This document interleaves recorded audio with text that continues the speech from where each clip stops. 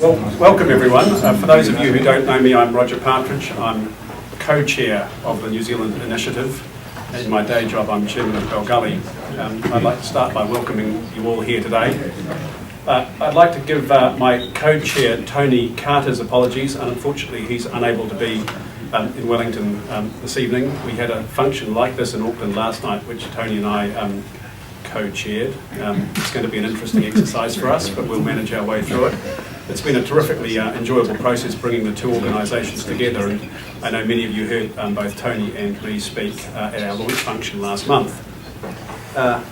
This is a big occasion for us. We're delighted to have the opportunity to introduce Oliver Hartwich to you. He's been a long time coming, and we feel like we've been in transition for a good while. At our launch function in April, we ran through Oliver's impeccable credentials for the job he has to do for us. I don't propose to go through those again now. Oliver will speak for himself. I do want to say, though, how delighted we are that Oliver's joined us and how much we're looking forward to resuming the role of working on the big issues to promote the prosperity of all New Zealanders. This is a good precedent, this evening's function, standing room only. Oliver has already talked to Tony and me and discussed with the board the need to remove this wall here so that we can fit more people in future functions, and I like the way he's thinking big. So with those few words of introduction, I'm going to hand you over to Oliver. There will be a 15-minute address and then an opportunity for questions on any subject after that, and then we'll resume for a drink afterwards. So, Oliver.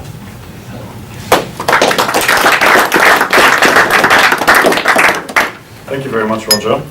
Ladies and gentlemen, good evening and welcome to the New Zealand Initiative.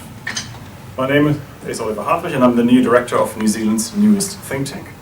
Agreed, that's a lot of new, just in the opening line, but the name of our organisation, the New Zealand Initiative, befits our ambitious aspirations and our desire to make a fresh start. Some of us, of course, had to take Latin at school, and a few of us may have even enjoyed it. In any case, the Latin origins of the word initiative are found in initium, which means beginning, and it is indeed a new beginning for all of us. From the legacies of the New Zealand Institute and the New Zealand Business Roundtable, we have formed the New Zealand Initiative. I would like to take this opportunity to pay tribute to the members, supporters, and staff of both previous organizations. We may be a new think tank, but we're nevertheless a think tank that can look back to a long history. Well, two histories, in fact. The board have, quite courageously, I think, chosen me to lead this new venture. I agree that at first sight I may appear to be a bit of an odd choice for the job, not least because I'm entirely new to this country. And I presume you're also wondering why they gave the reins to a think tank hoping to be the policy driver of New Zealand to a rank outsider like me. My own theory is that they were looking for someone who is good at explaining complicated theories to a lay audience. So of course they went for an economist like me. They also needed someone who is a bit quirky, unconventional, and likes thinking outside the box. So my law degree came in handy. And finally, they needed someone with a good sense of humor, and as you would have picked up by now from my accent, as a German I ticked that box as well. More seriously, I believe that having spent the past 7 years in think tanks in Britain and Australia, I do bring a few useful traits to the job. I have commented on public affairs in the British, German, Swiss and the Australian media. I've spoken at conferences in many countries. I've developed a few policy proposals for housing, planning, transport, deregulation and local government reform. And some of my proposals are actually being implemented at the moment by the British government, although I should also mention that it was David Cameron, of course, once publicly told me to leave his country. So I have some experience in think tank land, but I know that as a newcomer to New Zealand, I have a lot of listening and learning to do, beginning with tonight's event. I hope to get to know the initiative's members and supporters soon. Many of them I've already met. And also the nation's policymakers and academics, journalists and representatives of civil society. So thanks again to all of you for coming to our first event in a series which we have decided to call Initiative at Home. Initiative at Home is meant to be a forum that will help us stay in touch with you, our friends and supporters. It is where we will introduce our ideas to you and find out what you're interested in. I'm genuinely curious about New Zealand and I've come here with an open mind. The few days I have spent in your country so far have been most enjoyable. I even enjoy the cold, crisp Wellington nights, as they make the German in me feel quite at home. However, I am still to discover what lies beyond the office districts of Auckland and Wellington. Rumours have it, of course, that the rest of New Zealand is quite scenic too, so my wife Julie, and she's with us tonight, and we look forward to exploring the natural wonders of New Zealand over the coming years. But in my brief time here, I've also found that the general perception of New Zealand is perhaps not quite as positive as my first impressions of the country. When I mentioned in my column in the Australian Business Spectator that I was about to move to New Zealand, the reader comments were quite telling. One of them wrote, "Oliver, you will fall out of love with New Zealand very quickly. My bet is within 18 months you will wish you were back here. I just spent 20 years there and you will find a deeply divided and confused place that can't make up its mind whether it is British, Asian or Polynesian."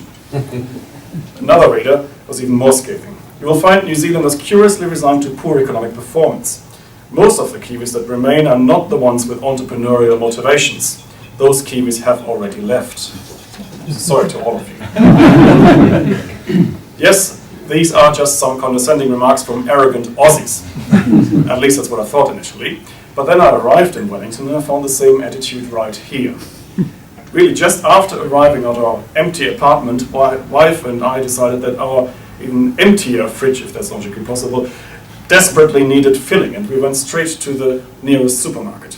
And when we got our 2 heavy baskets to the checkout, the young cashier looked at us and said, "I only hope you have a Flybuys card." Well, I said, "I have an Australian Flybuys card, but that probably wouldn't be of much use here." "Why have you got an Australian Flybuys card?" she asked. Well, I said, "Because we've just moved here from Australia to New Zealand. We only just arrived today." And she looked at me as if I just mentioned that I had just arrived from Mars in our flying suits. "You have come from where?" she asked incredulously. "From Australia," I replied. "Where in Australia?" The young checkout girl wanted to know, and I could sense that she was really wondering what's wrong with me. "From Sydney," I said. But that was obviously the wrong answer for her. "You have come from Sydney to Wellington to live here." And before I could say anything else, she started telling me that she had always wanted to live in Australia, particularly in Sydney, and that seriously nobody in his right mind would ever move to New Zealand, and least of all to Wellington, and that the weather was bad, and that there was nothing exciting to do, and that the jobs didn't pay well, and that one day she hoped to leave it all behind and move to where I had just come from. And then she abruptly ended her agitated monologue, handing me the bags and a change. She couldn't help but give me a final word of homespun advice. "Whatever you do here, at least get yourself a Flybuys card." And I got... In any case, I cannot remember ever having been welcomed to a country like this. You know, in Britain or in Australia, the locals would perhaps not be 100% happy with their country, and actually, for Britain, that may be a bit of an understatement. But they would never, ever rubbish their own country to a recently arrived foreigner like this. So why does it happen here? What explains this perception that New Zealand is a place that young, ambitious people want to get out of? The salary difference with Australia is obviously the first thing that comes to mind. And it is a well-known fact that the gap is roughly 30%, so of course the higher salaries in Australia are tempting. However, I'm not so sure that this is really the main reason. Most would-be migrants would also be aware of the fact that in Australia most things are also quite a bit more expensive than in New Zealand. So yes, you may get a higher salary, but the higher cost of living on that big East Island makes sure the difference is hardly noticeable. At least that's my impression. So what else can explain why our supermarket checkout girl and the net 40 to 50,000 New Zealanders every year believe that New Zealand is a place to get out of and move across the Tasman to Australia? This gets us back to what one of the Business Spectator readers said: New Zealand's alleged culture of low expectations. I have not spent enough time here to decide whether it's true that New Zealand displays a lower level of aspiration, drive and entrepreneurship. But over the past few months, in talking with many Kiwis, both here and in Australia, about their perception of New Zealand, it was remarkable how often I heard statements like, "It's a country that is content with second best." And one businessman told me that there was no desire to make companies grow beyond the point at which their owners were able to sell them to enjoy life thereafter. New Zealand, many of my contacts told me, was a country that was so beautiful and comfortable to live in, and that its high quality of life had really then killed the wish to excel and strive for something even better. And for those New Zealanders who really wanted to have something better, well, there was always Australia, not far away. I'm just repeating what they said, so don't think that I'm already starting to complain after spending 10 weeks in the country. At the New Zealand Initiative, we do not believe that New Zealand plays second fiddle to any other nation. We do not believe New Zealanders are somehow inherently unmotivated. The pressure put on the All Blacks to win certainly shows that New Zealanders do value achievement. We do not believe that New Zealand has to be content with suboptimal solutions. Rather, we believe that this is a great country.